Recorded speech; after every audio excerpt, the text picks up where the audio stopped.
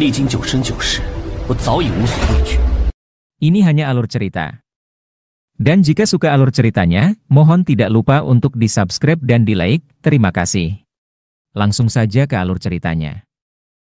Setelah Qinyang dan yang lainnya pergi, Qin Changsheng segera memerintahkan, semua anggota keluarga di kota Lingyun dibawa ke lembah abis.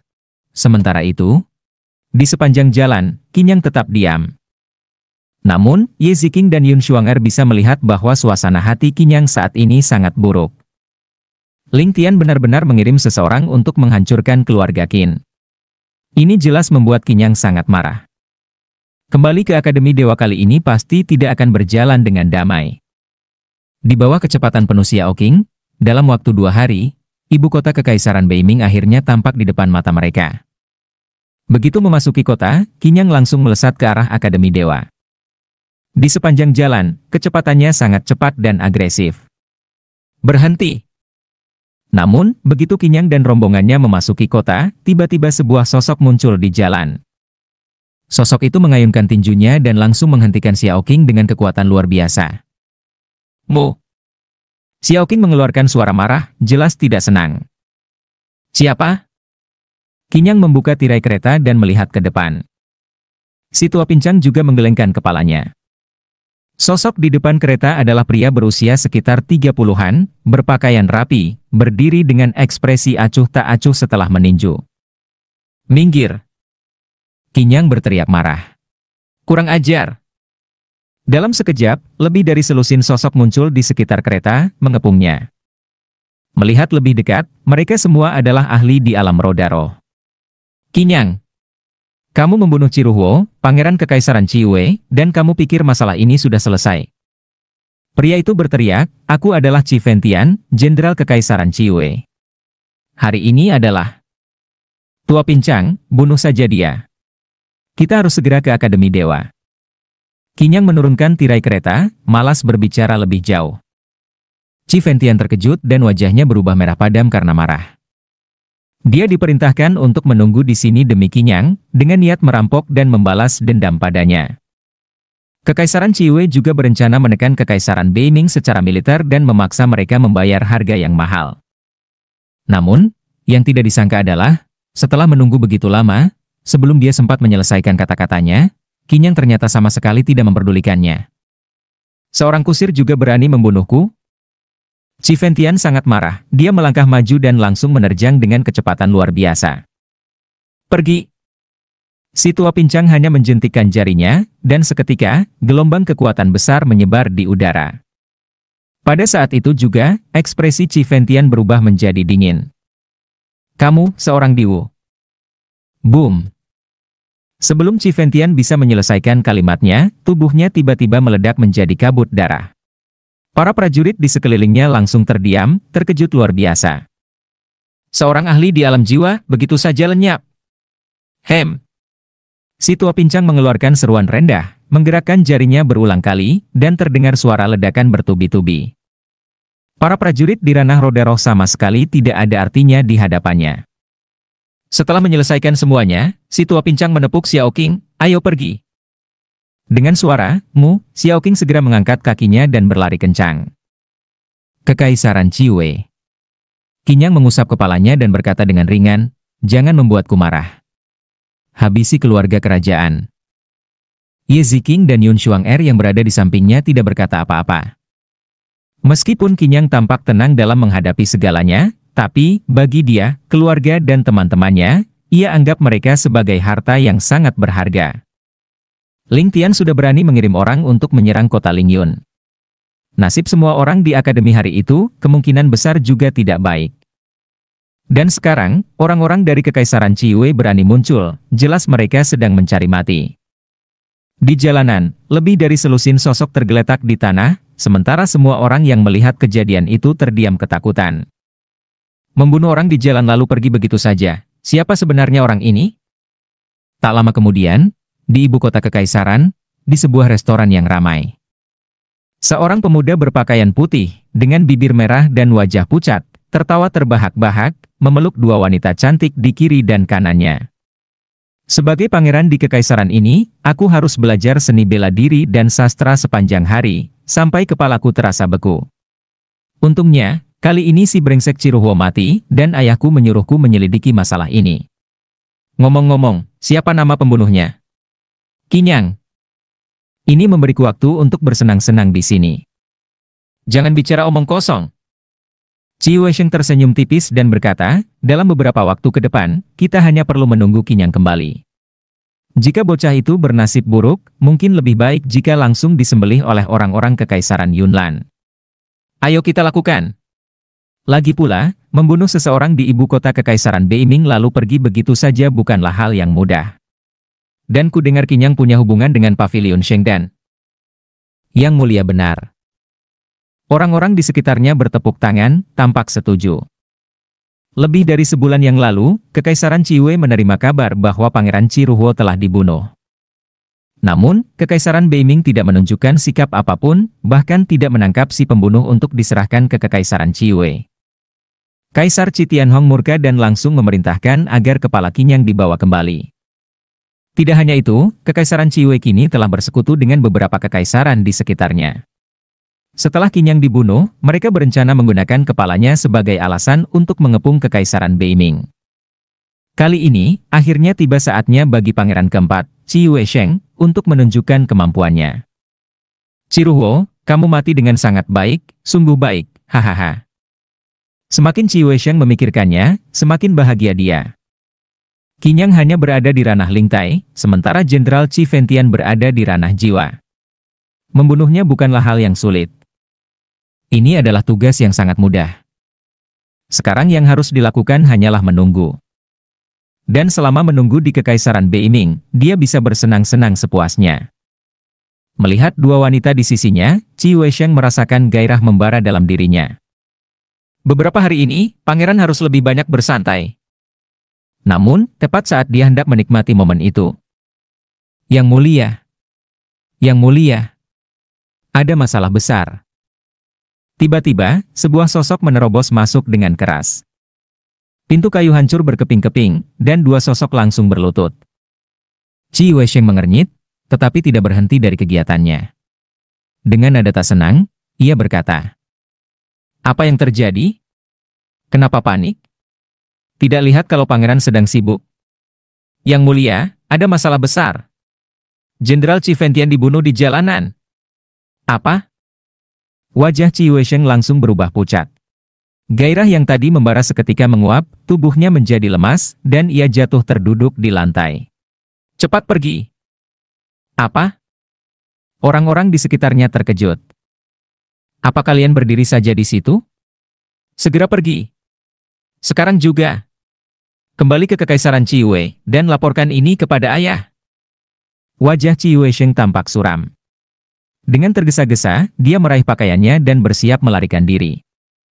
Ini bukan lelucon. Qi Fengtian adalah jaminan keselamatannya kali ini.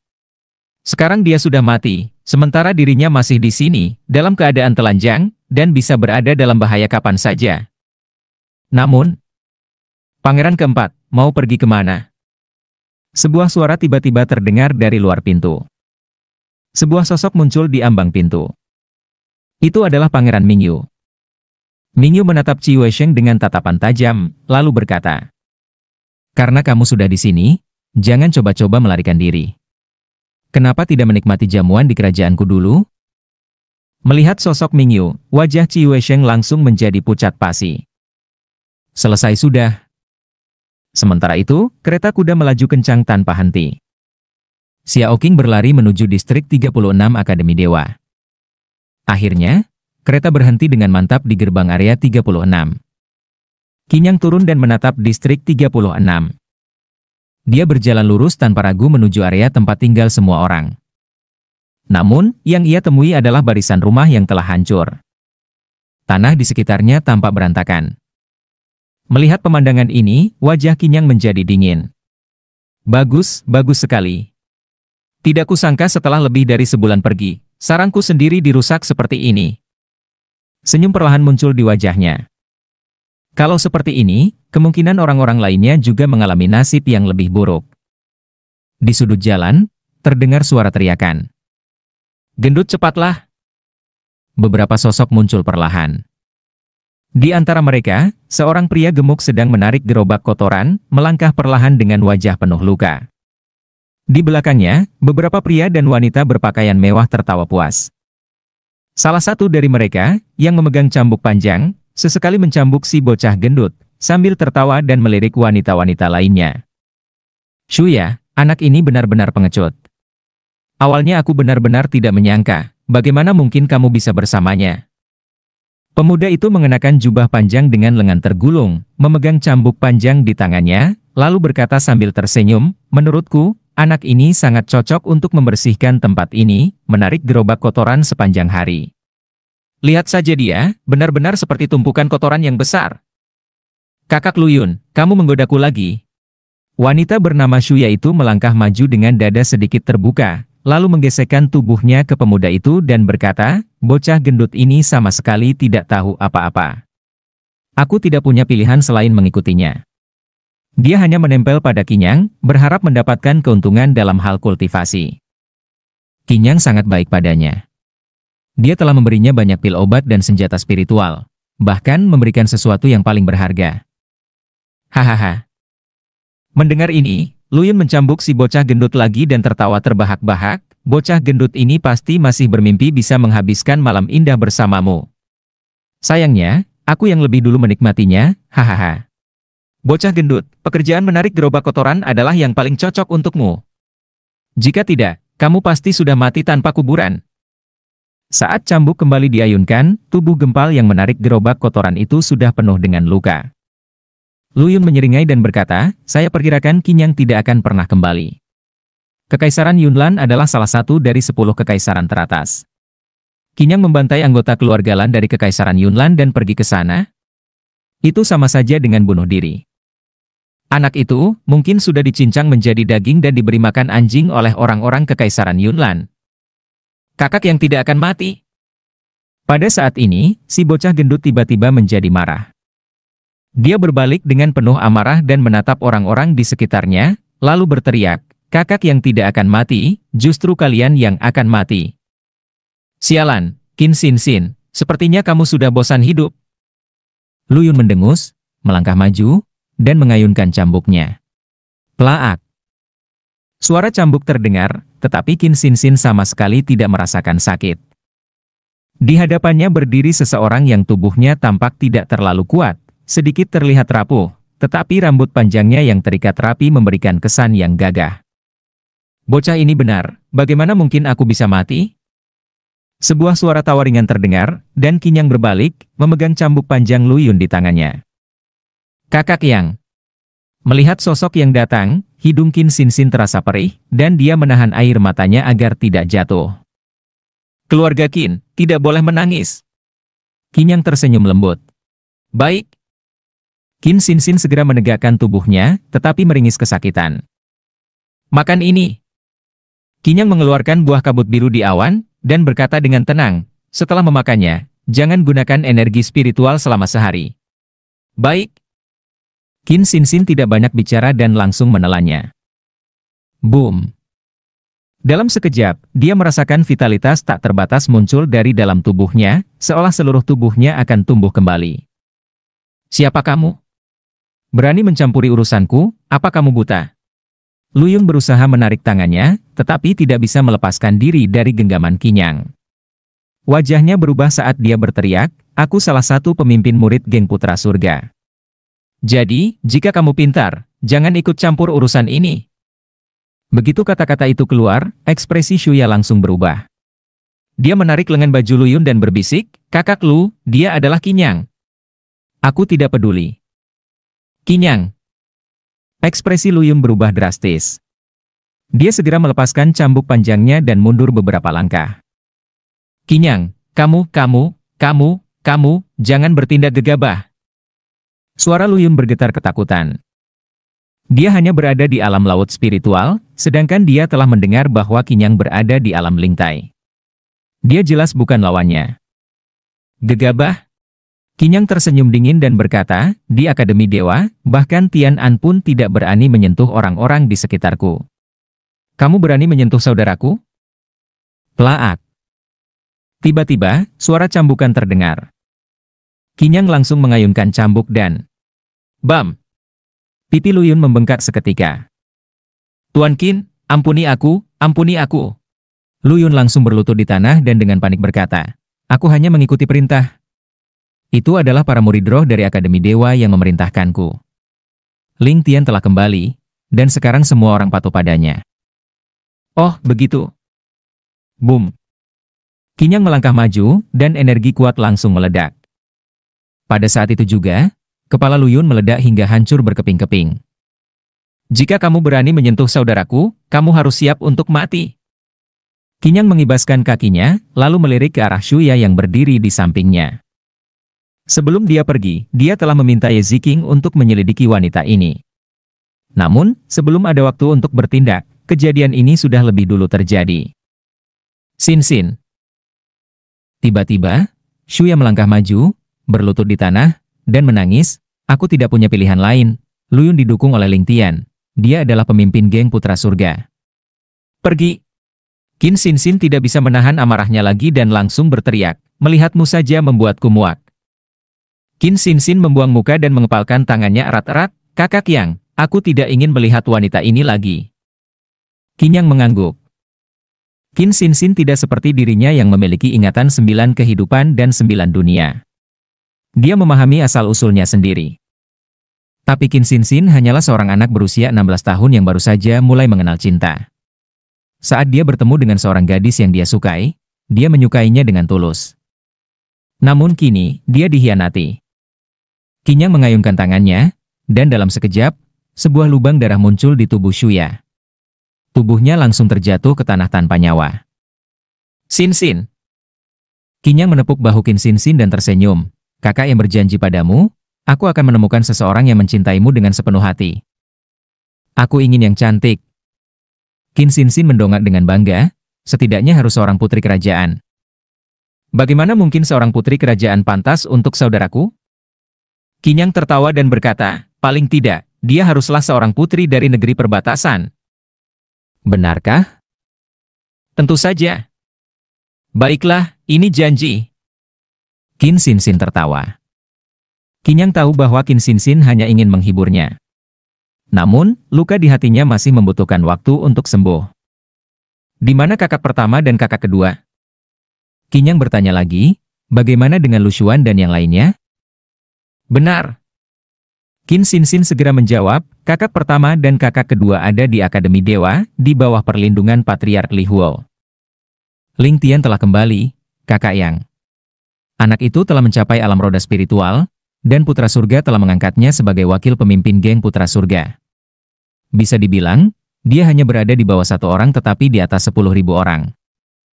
Begitu bajingan itu kembali, dia langsung membuat masalah untuk kami. Kakak sulung dan kakak kedua terluka oleh orang-orang yang dia kirim. Patriark Li Huo dan sesepuh Sutong Tian turun tangan langsung untuk membawa mereka berdua ke dalam Tian Shen Yuan. Hanya saja, geng Putra Surga sangat kuat, dan beberapa sesepuh bersekongkol dengan mereka. Patriark Li Huo hanya bisa melindungi dirinya sendiri. Lalu bagaimana dengan Lu Xuan, Sun Yu, dan Sang Xiao Shuai? Qin Sin Sin terdiam sejenak. Apa yang terjadi pada mereka bertiga? Mereka dipaksa masuk ke pavilion Yanwu oleh orang-orang Ling Tian, dan dijadikan bakpao manusia. Qin Sin Sin berkata dengan marah. Bakpao manusia. Melihat Kinyang yang tampak bingung, Ye Ziqing menjelaskan, di akademi kita, ada arena seni bela diri, tempat para murid bertanding setiap hari. Namun, seiring waktu, beberapa murid menemukan cara untuk menghasilkan uang, yaitu menjadi mitra latihan bagi para pangeran bangsawan dan mendapatkan hadiah berupa batu roh. Tapi yang disebut mitra latihan itu sebenarnya hanya menjadi samsak hidup. Mendengar ini, Kinyang menyeringai. Baiklah, menarik, sangat menarik.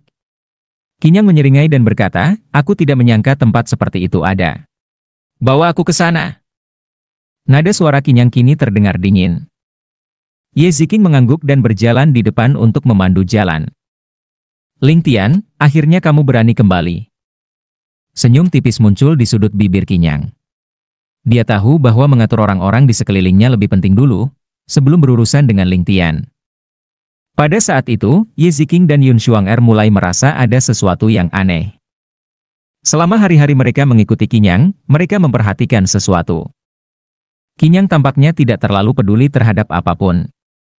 Tapi ketidakpedulian itu bukan berarti malas atau acuh tak acuh, melainkan lebih seperti memandang segalanya dari atas dengan rasa superioritas yang mendalam. Ye Ziqing memahami ini dengan baik.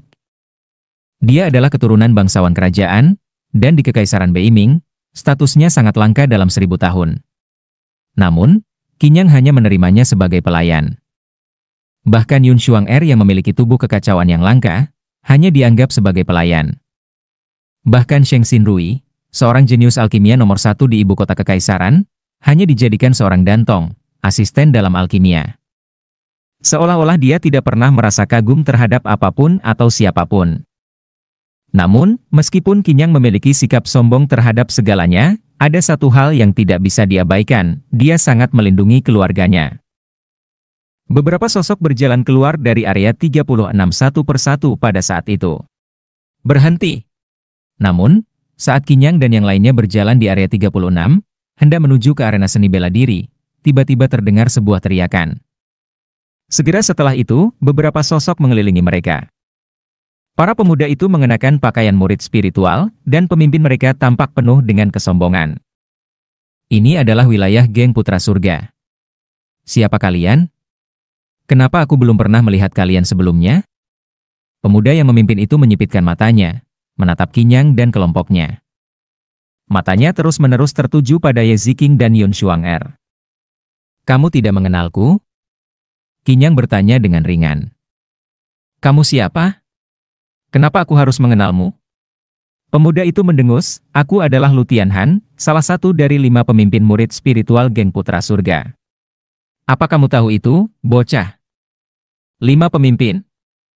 Qin Xinxin berkata dengan suara rendah, Ling Tian sudah kembali, dan murid-murid spiritual di geng Putra Surga telah disatukan olehnya, serta menunjuk 5 pemimpin baru. San Chang dan Shan Yu adalah 2 di antaranya. Oh. Qinyang mengangguk paham dan berkata, jadi begitu, Lu Tianhan? Kurang ajar. Seorang murid di samping Lu Tianhan segera berteriak, nama kakak Lu adalah sebuah tabu. Berani-beraninya kamu menyebutnya dengan sembarangan? Minggir. Qinyang malas berurusan dengan mereka, jadi dia langsung mengeluarkan bentakan keras. Bocah busuk, kamu cari mati. Murid yang mengikuti Lu Tianhan itu ingin menunjukkan loyalitasnya. Dia langsung melangkah maju, mencoba menangkap Qinyang. Snap! Namun saat itu juga, terdengar suara cambukan. Ye Ziqing mencabut cambuknya dengan cepat. Murid itu langsung menjerit kesakitan, wajahnya pucat, dan telapak tangannya terpisah dari lengannya saat itu juga. Siapapun yang berani menyentuhku, bersiaplah untuk mati. Lu Tian marah besar. Sebagai salah satu dari 5 pemimpin geng Putra Surga saat ini, dia merasa memiliki kekuasaan mutlak di dalam akademi, seolah-olah dia bisa memanggil angin dan hujan. Sekarang dia diperintahkan untuk mengawasi 36 distrik, dan memiliki kendali penuh atas segala hal. Seorang murid dalam saja berani menentangnya. Banyak orang mencari kematian, sayangnya kamu salah satunya. Tak hanya kamu, San Chang dan Shan Yu, jika aku ingin membunuh mereka, maka mereka akan mati. Bahkan Ling Tian tidak akan lolos dari kematian hari ini. Qinyang mendengus dan berteriak, Ziqing, kenapa masih melamun? Bunuh. Qinyang sama sekali tidak ingin membuang waktu dengan basa-basi. Hari ini, di Akademi Dewa, takdir telah ditentukan sebagai hari pertumpahan darah. Bocah busuk, kamu cari mati. Lu Tian sangat marah. Anak ini terlalu sombong. Qinyang, hentikan. Tiba-tiba, sebuah suara terdengar dari kejauhan. Sebuah sosok datang dengan kecepatan tinggi, tampak sedikit panik. Itu adalah tetua Su Tongtian. Qinyang. Mendengar nama itu, tubuh Lu Tian gemetar, dan matanya membelalak. Orang ini adalah Qinyang? Dia sudah lama mendengar nama Qinyang, tetapi belum pernah melihatnya secara langsung. Tak disangka dia akan bertemu dengannya di sini. Qinyang dikenal dengan metode kejamnya, membunuh tanpa berkedip. Dan sekarang dia benar-benar bertemu dengannya. Tetua Su. Qinyang tetap tenang melihat kedatangan orang itu. Qinyang, akhirnya kamu kembali. Su Tongtian menghela napas lega. Qinyang lalu bertanya, katakan padaku, apa yang terjadi belakangan ini? Orang-orangku ditindas, dihina, dan disakiti. Sebagai tetua area 36, kenapa kamu hanya diam saja? Mendengar pertanyaan itu, hati Su Tongtian hanya bengong. Dia tahu bahwa situasi menjadi berbahaya. Qinyang jelas sedang marah. Qinyang, jangan marah. Su Tongtian buru-buru berkata, Ling Tian telah kembali dan langsung menyerang area 36. Aku sebagai tetua tidak bisa menghadapi geng putra surga sendirian. Selama ini, aku telah berjuang di akademi, bahkan pergi menemui kepala akademi berkali-kali, tetapi aku tidak bisa menemukannya. Tidak bisa menemukannya? Qinyang sedikit terkejut. Kita bahas ini nanti. Aku rasa mereka tidak akan paham sampai beberapa orang mati sebagai peringatan. Qinyang tidak akan mentoleransi hal ini. Qinyang melambaikan tangannya dan berkata, jika hal seperti ini terjadi lagi dan menyebabkan konsekuensi yang tak terduga, itu akan menjadi masalah besar. Qinyang, Qinyang. Tetua Su buru-buru berkata, jangan gegabah. Semua orang hanya mengalami penderitaan, tidak ada korban jiwa. Mengalami sedikit penderitaan? Qinyang tersenyum dingin dan berkata, orang-orangku tidak boleh menderita sedikit pun. Jika seseorang harus menderita, maka itu adalah aku. Ziking, bunuh dia. Baik. Ye Ziking melangkah maju, menunjukkan kekuatan level kelima alam roda roh. Melihat ini, ekspresi Lu Tian berubah dingin. Bocah busuk, kamu benar-benar sombong. Geng putra surga sangat berkuasa, bagaimana bisa kamu berbuat seenaknya? Lu Tian bergumam, seorang gadis kecil di level kelima alam roda roh ingin melawanku? Aku berada di level ketujuh alam roda roh. Lu Tian menyeringai dingin, lalu melancarkan pukulan langsung ke arah Ye Ziking. Qinyang tetap diam di tempatnya, tidak bergerak sedikit pun. Level 7 roda roh? Terlihat cukup hebat. Waktu berlalu perlahan, dan tiba-tiba terdengar suara bang. Sebuah sosok jatuh ke tanah dengan wajah lebam dan bengkak, tepat di kaki Qinyang. Ye Ziking masih memegang cambuknya, terlihat dingin dan angkuh. Saat ini, tubuh Lu Tian gemetar hebat. Apa yang terjadi? Dia berada di level 7 alam roda roh, tetapi dikalahkan begitu saja oleh seorang gadis di level 5. Dia bahkan tidak punya kesempatan untuk melawan. Hari ini, aku harus membunuh seseorang untuk menegakkan ketertiban. Kalau begitu, aku akan mulai denganmu. Nada suara Qinyang tetap datar. Berani sekali kamu. Lu Tian berkata dengan ketakutan, jika kamu melakukan ini, kamu akan sepenuhnya menyinggung geng putra surga. Ling Tian telah kembali dan mengambil alih geng putra surga. Dia tidak akan melepaskanmu, dan Kaisar pun tidak akan membiarkanmu hidup. Benarkah? Aku justru khawatir kalau dia tidak muncul. Qinyang mendengus dan langsung menendang Lu Tian. Teknik spiritual yang sedang dia latih sekarang adalah tubuh paduan yin dan yang menggunakan emas dan batu langit dan bumi untuk memperkuat tubuhnya. Tubuh paduan yin dan yang adalah salah satu dari 9 formula spiritual tertinggi. Teknik ini terbagi menjadi 8 tingkat, dan sangat cocok untuk mulai dilatih di alam lingtai. Selama perjalanan pulangnya, Qinyang telah menelan buah kabut biru di awan, yang sekali lagi meningkatkan teknik ini. Sekarang, dia telah mencapai tahap penyempurnaan dalam langkah pertama. Meskipun dia hanya berada di level 7 alam lingtai, tendangannya ini mengandung kekuatan besar yang cukup untuk menghancurkan Lu Tian hingga mati. Boom! Terdengar suara keras, dan darah mengalir keluar. Qinyang meletakkan tangannya di belakang punggungnya dan berkata dengan dingin, pergi. Saat ini, Su Tongtian tertegun. Qinyang, yang biasanya tampak tenang dan tak acuh, ternyata memiliki sisi yang begitu kejam dan berdarah dingin. Membunuh orang seperti mencabut rumput, sama sekali tidak seperti bocah 16 atau 17 tahun. Su Tongtian berpikir dalam hati bahwa kepala akademi masih belum bisa ditemukan, dan tak ada seorang pun yang bisa menghentikan Qinyang sekarang. Kali ini, dia pasti akan membuat kekacauan besar. Akademi Dewa terbagi menjadi beberapa divisi, Akademi Senjata Roh, Akademi Teknik Roh, Akademi Pil Roh, dan sebagainya, masing-masing dengan tanggung jawab yang jelas. Paviliun Yanwu adalah tempat di Akademi Dewa di mana para murid berlatih dan saling bertarung. Karena perkembangannya, beberapa murid menemukan cara untuk menghasilkan batu roh dengan cara bertarung. Itulah sebabnya mereka bertarung. Banyak murid berasal dari keluarga kaya dan tidak membutuhkan batu roh. Tidaklah bijaksana untuk langsung pergi ke pegunungan untuk berlatih ketika mereka baru saja meningkatkan kultivasi atau berhasil menguasai teknik spiritual mereka. Karena itu, mereka akan mencari murid lain untuk berdiskusi dan menguji kekuatan teknik spiritual mereka. Pada saat itulah, peran dari partner tarung menjadi sangat penting. Banyak murid kekurangan batu roh untuk berlatih, sehingga mereka datang untuk menemani mereka untuk dipukuli hanya untuk mendapatkan batu roh. Meskipun rasanya tidak nyaman dipukuli, ini adalah hal yang baik karena bisa mendapatkan batu roh. Jadi, beberapa murid bersedia dipukuli di pavilion Yanwu. Saat ini, di dalam pavilion Yanwu. Boom! Sebuah suara keras terdengar, dan di tanah, dua sosok jatuh ke tanah dengan panik. Hahaha, bukankah ini terlalu lemah untuk tingkat kedua ranah Lingtai?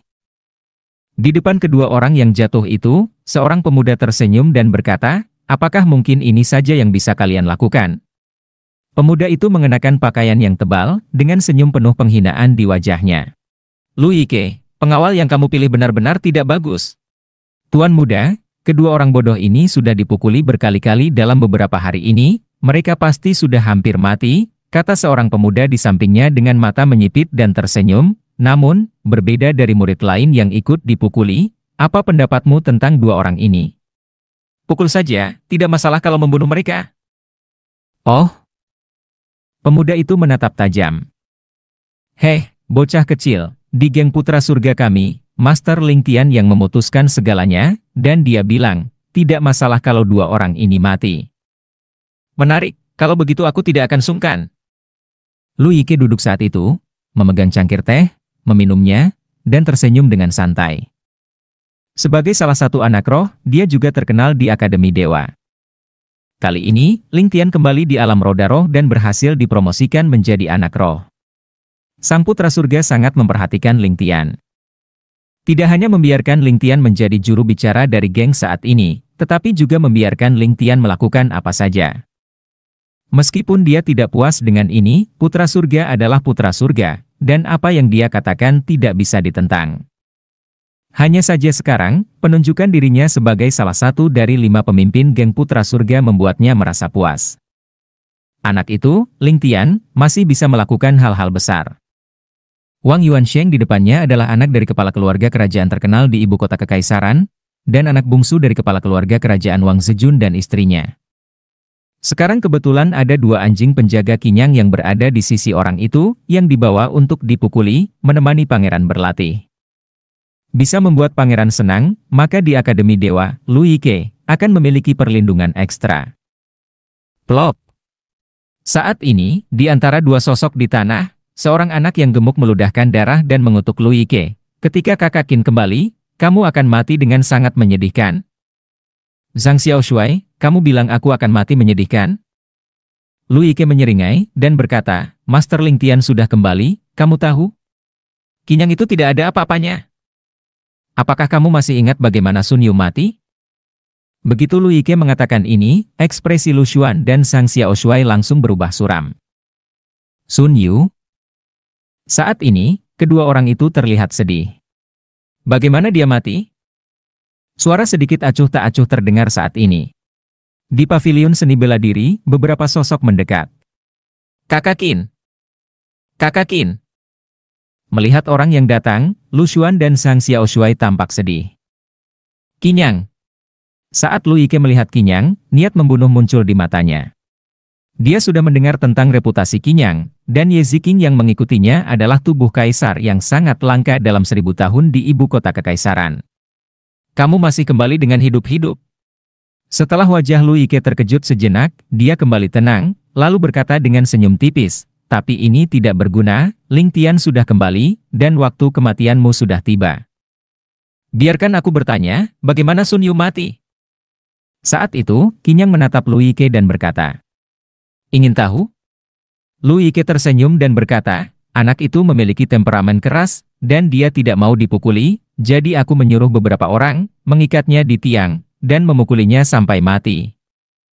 Lu Yike menyeringai dan berkata, kalian juga tahu bahwa dengan reputasi kami di geng Putra Surga, membunuh seorang murid roh itu tidak ada artinya di akademi. Sun Yu sudah mencapai tingkat pertama Lingtai dan telah dipromosikan menjadi seorang murid roh.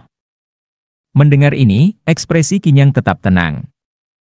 Ziking, kamu dengar itu? Ya, Tuan. Ye Ziking melangkah maju saat itu. Apa yang ingin kamu lakukan? Wajah Lu Yike panik. Tetapi Ye Ziking tidak banyak bicara. Langsung melangkah keluar, memutar cambuk panjangnya, dan terdengar bunyi keras. Saat itu juga, tubuh Lu Yike terlempar ke tiang kayu, dan darah muncrat keluar. Ikat mereka! Qinyang berjalan ke tempat duduk Lu Yike, duduk, dan berkata dengan tenang, plop. Ye Ziking tidak banyak bicara, dan langsung melemparkan cambuk ungunya. Pletak! Teriakan terdengar segera. Qinyang, kamu mencari mati. Lu Yike mengutuk, Ling Tian tidak akan membiarkanmu pergi, dan geng Putra Surga juga tidak akan membiarkanmu pergi.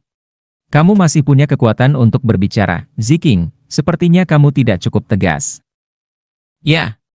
Ye Ziking mengayunkan tangannya, melemparkan cambuk panjang, dan terdengar bunyi keras, mulut Lu Yike dipenuhi darah, giginya hancur berserakan di lantai, dan dia tidak bisa mengucapkan sepatah kata pun. Berhenti! Saat itu, Wang Yuansheng yang berdiri di samping berbicara. Wang Yuansheng berjalan keluar, melihat Qinyang, dan berteriak, Lu Yike adalah seorang murid dari Ranah Roda Roh, seorang anak roh dari akademi, kamu melanggar aturan akademi dengan menggunakan penyiksaan seperti ini. Aturan akademi? Qinyang melirik Wang Yuansheng dan berkata, kamu ingin membicarakan aturan akademi denganku? Baiklah, mari kita bicara. Kedua orang di sebelahku, Lu Xuan dan Zhang Xiaoshuai, tidak secara sukarela bertarung denganmu. Apakah tadi, kamu merasa nyaman bertarung? Aku tidak tahu. Wang Yuansheng mendengus, dan, aku hanya memukul. Aku tidak membunuh siapapun. Hanya memukul? Tatapan Qinyang menjadi dingin, lalu berkata, Lu Xuan, Xiaoshuai, bagaimana dia memukul kalian tadi, lakukan hal yang sama padanya sekarang. Tapi, Qinyang. Su Tongtian berjalan mendekat dan berbisik pelan, dia Wang Yuansheng, putra bungsu Wang Zejun, kepala keluarga kerajaan. Lalu kenapa? Qinyang kembali menatap Lu Xuan dan Zhang Xiaoshuai, lalu berkata, jika kalian menganggap diri kalian sebagai orang-orangku, pukul dia. Orang-orangku tidak boleh dipukul tanpa membalas. Aku akan memukul. Mata Zhang Xiaoshuai memerah penuh amarah, lalu berteriak, Saudara Sun Yu, pukul bajingan ini sampai mati. Hah? Tatapan Qinyang langsung menjadi lebih tajam, tunggu. Kalau begitu, pukul sampai mati. Begitu kata-kata itu keluar, mata Lu Xuan dan Zhang Xiaoshuai dipenuhi dengan kobaran kemarahan. Selama lebih dari sebulan, mereka telah disiksa. Sekarang Qinyang telah kembali, apa yang perlu ditakutkan? Pukul. Chuang awasi dia. Jika dia berani melawan, patahkan satu lengannya. Baik, Tuan Muda. Dalam sekejap, Lu Xuan dan Zhang Xiaoshuai menerjang maju. Teriakan menyayat hati menggema di seluruh pavilion Yanwu. Sementara itu, semakin banyak orang berkumpul untuk menyaksikan. Su Tongtian hanya bisa menghela napas dalam hati. Di mata Qinyang, tidak ada aturan ataupun batasan. Tidak heran dia tidak akan membiarkan orang yang mengganggunya lolos begitu saja. Pria ini tampak santai dan tanpa beban, tetapi kenyataannya, dia melindungi orang-orang di sekitarnya dengan penuh ketegasan. Memikirkannya lebih dalam, sepertinya tidak terlalu buruk dia berada di sisi Qinyang sekarang. Apa yang sedang kalian lakukan? Tiba-tiba, suara teriakan keras menggema. Setelah teriakan itu terdengar, dua pria parubaya yang mengenakan jubah hitam melangkah maju. Jelas, mereka adalah dua tetua terhormat, yang memiliki status yang setara dengan Su Tongtian. Tetua Su. Ketika kedua tetua itu melihat Su Tongtian, mereka langsung berteriak, sebagai seorang tetua, tidakkah kamu peduli melihat hal seperti ini? Orang lainnya melirik dan mendengus, meskipun kamu sudah diturunkan ke area 36 untuk menjadi penjaga, setidaknya kamu tetap seorang penjaga yang setara dengan tetua. Qiuran, Qiu Shao, jangan hanya menyalahkan aku. Su Tongtian memerah, dan mendengus, kalian dan aku sama-sama tetua, jadi kita harus saling menghormati, jangan asal menghina tanpa alasan dan menambahkan kata-kata kasar. Tetua, apa pantas? Kedua tetua, Qiuran dan Qiu Xiao, langsung menyipitkan mata mereka. Kamu. Kedua orang itu tampaknya malas untuk memperhatikan Su Tongtian dan beralih untuk melihat Qinyang. Kamu Qinyang. Tetua Qiuran mendengus, ini adalah Akademi Dewa, bukan rumahmu. Di sini, kamu harus mengikuti aturan akademi, berhenti sekarang juga. Berhenti?